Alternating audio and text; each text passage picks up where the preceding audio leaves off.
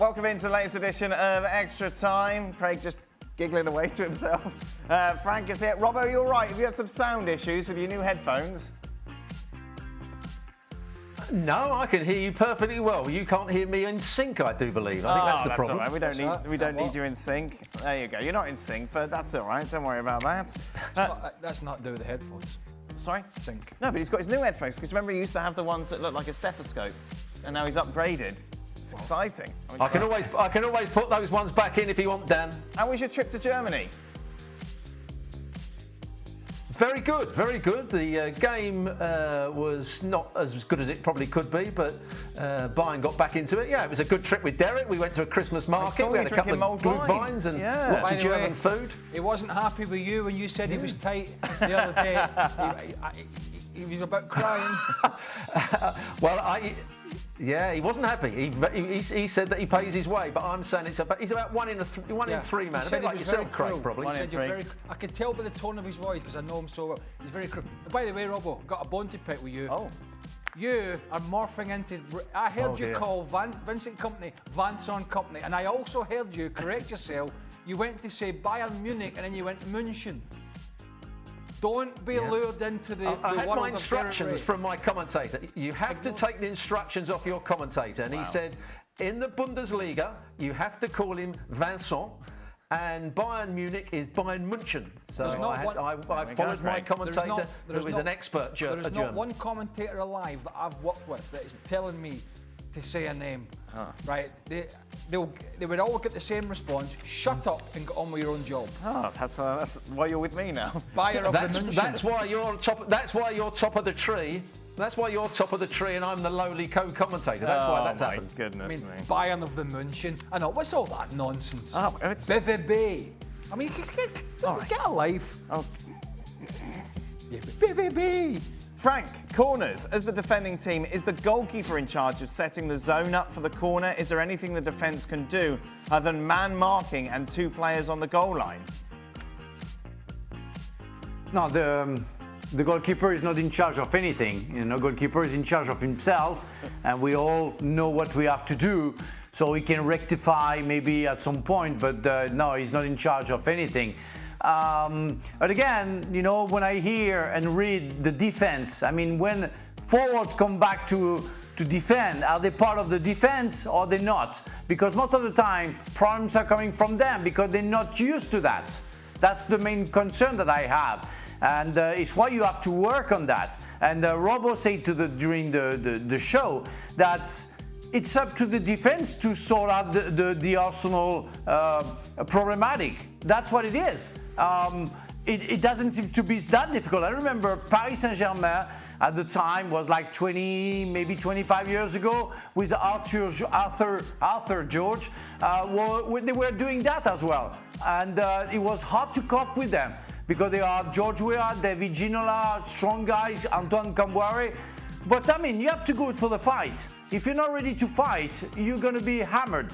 And it's what's going on right now with most teams who are playing against Arsenal. You have to go for it. It's like every time we see Vicario, the Tottenham goalkeeper, we say, what's going on with him? What's wrong with him? You have to go for it, man. So I don't know if I answered the question, but no, I like it. But yeah, it's only up to the guys. Yeah, there we go. Robert, we've got the Arsenal game, the highlights is going on here, and it keeps showing the set-piece coach celebrating with Arteta when it goes in. What does he do for the rest of his day? Oh dear, I mean, it's embarrassing, isn't it? I mean, yeah, he set up the set plays and they do it in a certain way and it requires a great delivery. Does he need to be jumping up and down with the manager? Full of self-publicity, I would say. And he's looking for that next payday, and who else is going to take? Maybe Real Madrid might come for me. Wow. You know, because I've scored so many goals, gotten so many goals. Pathetic. Pathetic. The guy is French. What do you want him to do? Do you want him to stay on the bench? You know, with humility? No, he cannot do that. Well, this is grumpy old men today. No, but Bayern Munich, Vincent, set piece. There's no way in hell I'm calling them. They're Bayern Munich. They've always been Bayern Munich, right? They've only got one more goal than Everton. Can't be that good from set pieces. Well, doing all right, isn't he? He's up there celebrating the Frenchman. But what's that? little piece from The Simpsons when he goes back into the trees? Oh, yes. Yeah. remember? When Homer Simpson, yeah. Homer Simpson Yeah, he moves back. Yeah. Moves back into the trees. That's what he does when a set piece goes wrong. Right. And he's out there like... That's the player's fault. He's out there like the cat that's got the cream whenever it goes well, pumping the chest and all that. Because Declan Rice has whipped in an absolutely amazing ball. By the way, if Declan Rice and Bukayo Saka scuff and float all the set pieces in... Right. They're very strong at set pieces, I get it, but there's no need for him to be out there taking the aplomb. Sit in your chair, right, and just have some what? Humility? Humility. Yeah, but that word doesn't exist in France, does it? We've learned that working with Frank look for so at long. Frank. Like in England. Robbo, did Amorim make a mistake by not starting Rashford today? And if you're Rashford, would you be upset about not starting after having a good run of form the past couple of games? Well, they were worse off when he came on in the second half, actually. So he came in a role just behind the main strike. Still, Højlund was on. But Garnacho did nothing, so probably Rashford would have been a better bet. And Mason Mount, I mean, I think he's tried everybody in these first 3 or 4 games just to see who fits into the system, who he likes, who he doesn't like. I don't think Mason Mount will be getting too many more options. So Rashford would have been a better option, I would say, than Mason Mount in the game. Another question for you, Robbo. Liverpool, Chelsea, Arsenal and City, which is the deepest squad and have a nice little December run? I missed the first bit about decent squad, did you say, and who could have a good December run? Yeah, yes, exactly. That's the question. Of those 4 teams. Right, so I would say Arsenal are getting all their players back fit.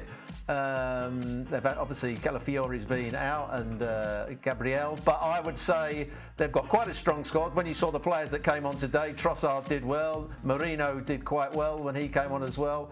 I think at the moment they've got a decent squad. They're playing with confidence. I think they'll have a very good December. They've got great fixtures. Listen to this: you've got Fulham, Everton, Palace, Ipswich, Brentford over the Christmas period. You wouldn't mind that? No. No, you wouldn't, Dan. 15 points. Oh, there we are. Frank says they're going to win everything. 15 points, bish, bash, bosh, job done. The same player that scored 3 penalties in the World Cup final, what can Mbappe's almost loss of confidence and form be attributed to, Frank?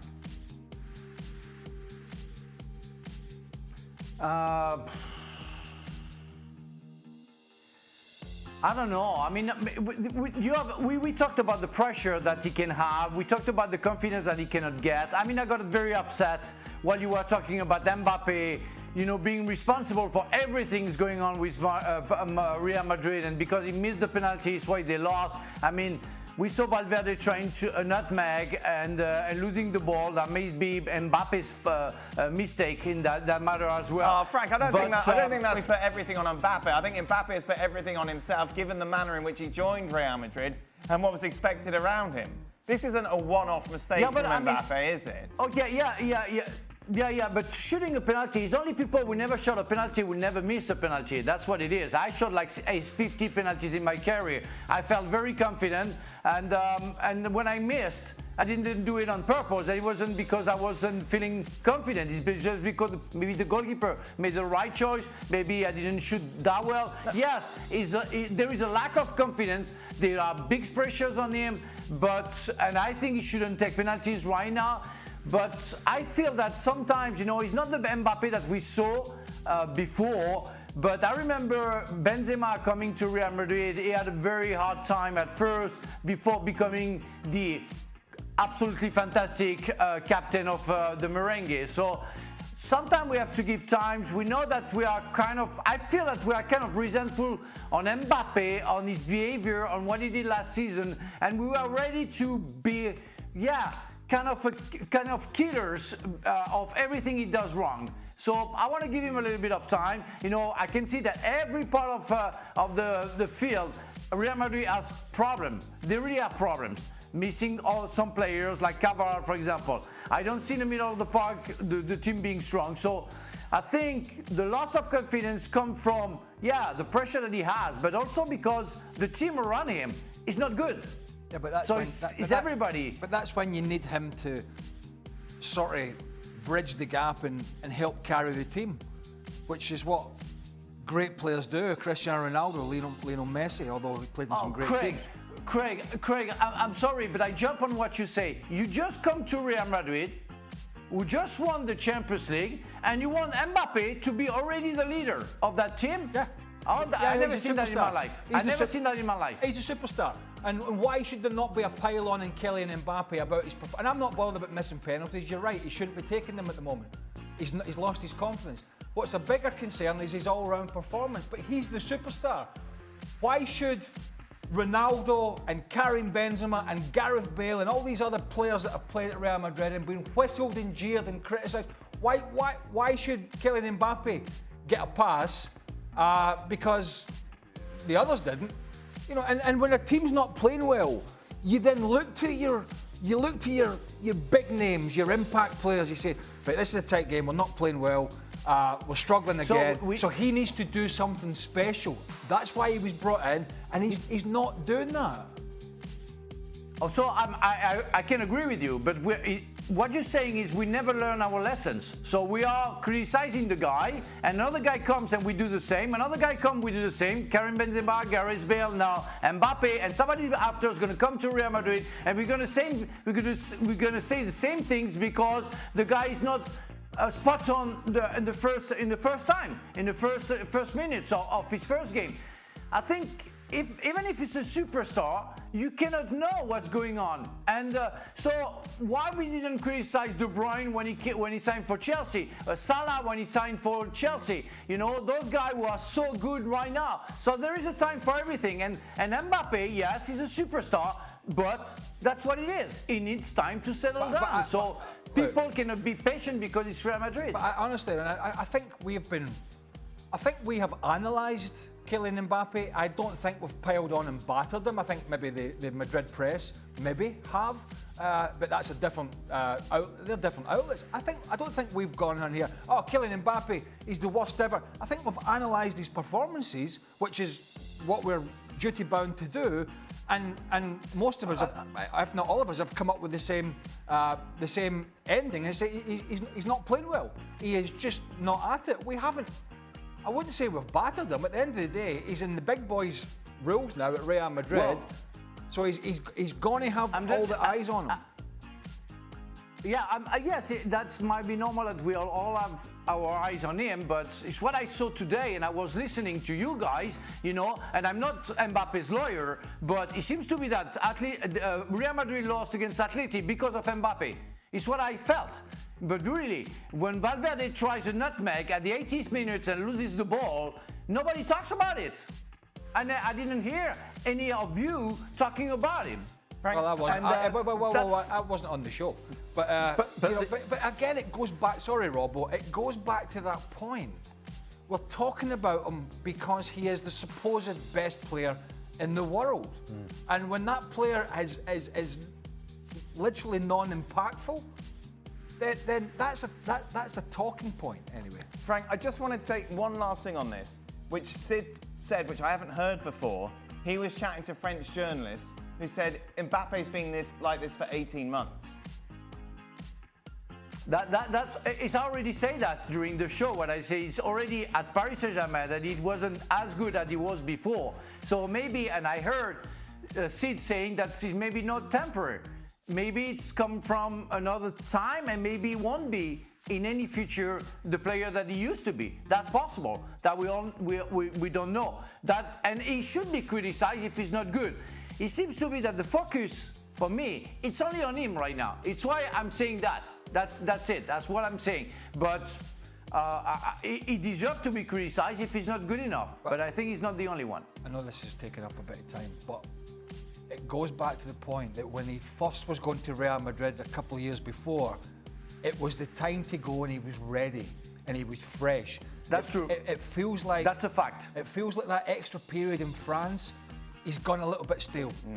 He's going to be a little bit off the pace, a little bit stale, and then it's difficult to move into that pressurised situation, which it is with all the eyes looking at you. It's then difficult to pick up the baton again and just be that player straight away, which absolutely, and we all said at the time, and I know there was pressure from all sorts of politics in France and whatnot. He should have made that move to Real Madrid the first time around because that was the time to go. Robbo, did you want to add anything? I was just going to say the reason that we had great expectations is because he was at the time the best player in the world, or that's what we thought. So, and the team, Real Madrid, have just won the title. They've won the European Cup or the Champions League. So you expect him to enhance the team. And that's why we've been disappointed with him, because we wanted him to do well. We wanted to see the great Kylian Mbappe. We show all the Spanish games on the telly. And he hasn't been the player we thought he's going to be at the moment. It might come, but at the moment, he has to have criticism because he's not playing well enough. That is it. Thank you very much, guys. We will be back for more, I'm sure. Kylian Mbappe talk on the next edition of ESPN FC. Tomorrow. Spurs are in action tomorrow. Yeah, we're talking about Mbappe. Talk about Mbappe just to annoy Frank. Frank, well, he's I'm not there. If Spurs give away a lead again, we're going to blame Mbappe. Mbappe's fault, most definitely, for him being too open at the back. Thank you very much, guys. ESPN FC back tomorrow, and then as the action continues, Kay and Craig will be here. Oh, you're off? I'm off tomorrow. Slacker. I know. I'm doing half a show again.